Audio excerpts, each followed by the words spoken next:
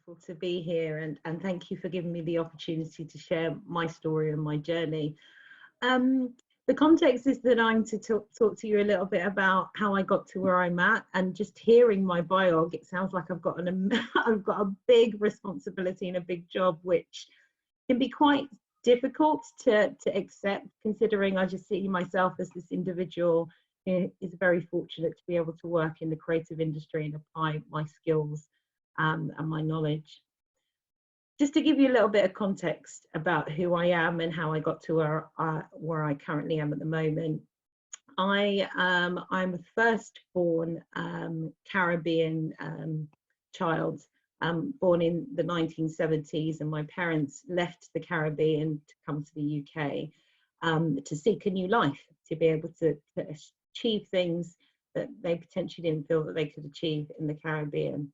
And when you're a firstborn generation person such as myself, there are certain narratives that my culture particularly brings with that, which is very much reflected in who I have become and the journey that I've taken.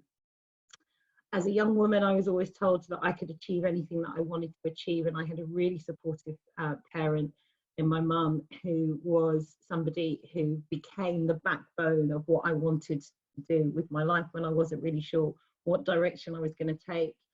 And I think the most profound thing she always used to say to me is, as long as you work hard, you can achieve anything you want. And that's a narrative I think we all can understand and we all hear about. There were a number of things that happened throughout my journey to becoming the head of creative diversity at the BBC that perhaps I didn't recognize it for what it was. It was just things that I had to either endure or things that I thought happened to other people, and therefore it was the norm. And when I look back on my life and I think about these particular moments in time, I recognize how much they've shaped me. And one of those moments was a particular instance when I was quite young.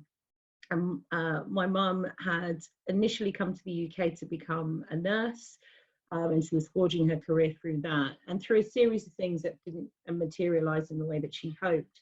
And so she took on extra responsibilities to raise me and my sister.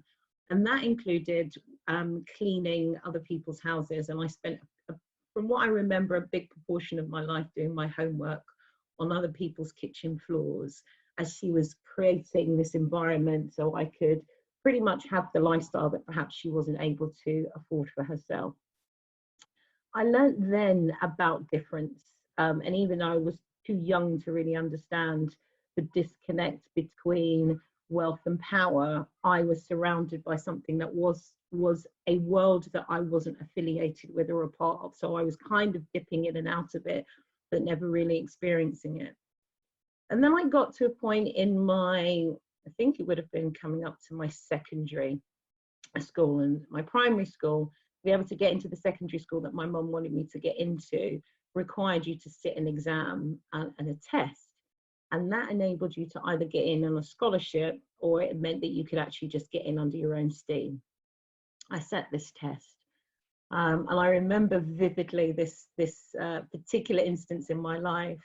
Again, a learning point of view, but one that I didn't actually understand what it was until I got a lot older. So I sat this test. I think there was about 40 or 50 of us in a class. We sat this exam. And I happened to be one of those individuals that finished early. Had no comprehension other than the fact that my mum wanted me to get into this school, which happened to be a school that none of my other friends were going to. So there was a bit of a resistance to want to go to this school, right? Anyway, I finished the exam, left, met my mum outside in the corridor. She asked me if I'd done all right. And I said, yeah, I think I answered every question, and I was done. A couple of weeks later, we got the exam results back to say that I had failed and I hadn't been successful in getting into this particular school. Now, for me, I was quite grateful, because the secondary school that I actually wanted to go to, that all my friends were at, was the one that I was going to be accepted into. So I was quite excited, although my mum was quite devastated. And anyone who's got Caribbean parents will know what that would have looked like. So I remember this relentless pursuit with the school that my mum decided to embark on, because she was convinced that I had passed. And so she spoke to the school on several occasions, asking to see the exam result, asking to see the notes, and they were coming up with reasons, every time a new reason as to why she couldn't see it. And then I think the very last time, I think they conceded after 3 months of my mum consistently asking, I want to see the reports. I'm convinced my daughter got through. I don't believe it was scored accurately. We need to know where she could do better. They pulled my mum into a meeting room and they said, look, the truth of the matter is your daughter scored quite highly and she did get a place. But because you're a single parent, we don't believe that you will be able to afford the school trips, the school uniform, and to be able to get her to assimilate into the school. So we've decided to take that responsibility off of you. And they felt that they were doing my mum a kindness. Now, obviously, my mum wasn't going to put up with that. And by which time I'd already assimilated into this new school and I was doing okay and I was quite happy. But that just made me realize at that point, it really didn't matter how smart you were, because there were always going to be somebody else who was going to govern your career. And I think once I knew that to be a thing, I actually didn't know what to do with that information. It could have gone two ways. Well, what's the point of trying if somebody else is going to get in your way to stop you from being all that you can be? Or you could look at it and go, I'm going to excel to a point where nobody can ever stop me again. And I think that really helped to define who I was. There was this obstacle, not of my making. There was this situation that I couldn't control, that other people were making a distinction about what was acceptable for my life and what I could achieve based on their perception of what was achievable. Luckily, my mum was the type of mum that was the driver in our family that said, well, okay, well, if that's what you think, I'm going to make sure my daughter can prove you wrong. And I think that ethos then carried inside of me. And throughout my career, I've always been quite stubborn in my outlook and my thought process that I want to be the best that I can be, and I want to be better than everybody else.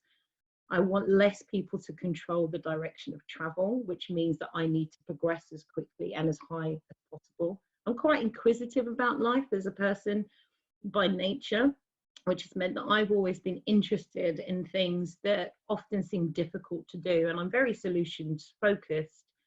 And all these things I think have stemmed from some of the experiences that I've had in the past. We talk about glass ceilings, and for a woman of colour who has a hidden disability, there is often more than one. And on many occasions, you're having to navigate which ceiling are you being presented with that you need to overcome.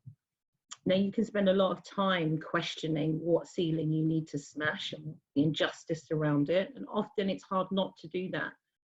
But I think the thing that's helped me in terms of getting to where I've been, and, you know, the experiences that I've had and the journey that I've been fortunate enough to take, is that I've always believed in my capability. I think more recently now than I ever did before. I was very fortunate to be surrounded by people who saw things in me that I couldn't see for myself, who had belief that I could achieve stuff that I thought was only available to other people. But that voice, that constant validation that I could be more than I allowed myself to be, has only really come to fruition in the last couple of months, I guess, since I acquired this new role. Having somebody that truly believes in me, that really gives me the autonomy to try, do something different, to expand in that space. And to have those people around you who often can see more of who you are than actually you can see yourself is the most important thing. Because we often in society seek validation from other people that then drives us forward. And I truly believe the thing that can get you through most obstacles is understanding your worth and knowing how much that means and validating yourself. It's not an easy thing to do, and it can take a while. But it's one of the things that's going to carry you through. And when you can do that, when you can actually see your skill sets and value your skill sets and your worth, it means that you can start to dream big. It means that you can start to believe to be more than society often says that you can only be. It enables you to connect with like-minded people, to search and seek out things that will enrich and empower your soul. It gets you to be the maverick that people aspire to become, but it also keeps you grounded and it also keeps you humble. because knowing who you are and where you want to be can often be the catalyst of the person that you become. And not in an arrogant way, not in a way that makes you feel that you are better than anyone else, but you stand in your own truth and you know what your truth is about. It makes it harder for people to knock you down. It makes it harder for people to tell you what your worth is about when you are confident about what you can present. And as with most things, if you take just simple things like shopping, it's not every outfit you put on that's going to be a perfect fit. It's not every job you get into that's going to be a perfect fit either. But the one thing you can do is do the very best of yourself, and to be proud of what you achieve.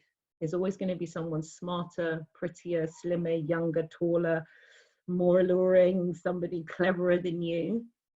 But you're always going to be better than most people. And you have to believe that.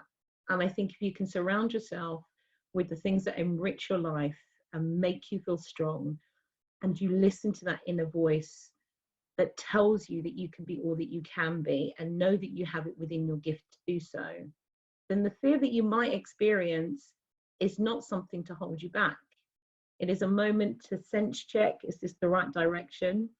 Is it a moment to say, I'm going to step out of my comfort zone and try something different anyway? And it's to understand that you can achieve so much more when you allow yourself to be, than if you allow yourself to be what other people define you to be.